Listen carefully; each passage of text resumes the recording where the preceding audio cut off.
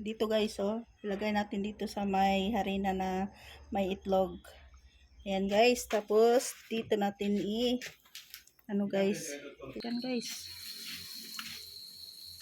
Ayan guys, oh. Oh. Masarap din yan guys. Ayan guys. Ayan guys, oh. Nagtupi-tupi na siya guys. Hindi na maunat guys. Ayan. Mainit talaga guys ang apoy dito. Oh. So, ayan guys, so prituhin lang muna natin guys ha. Ayan.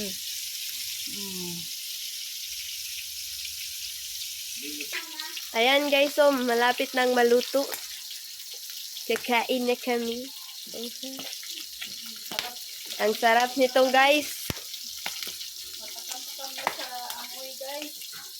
Lutong Pilipinas, lutong Pinoy. Yan guys.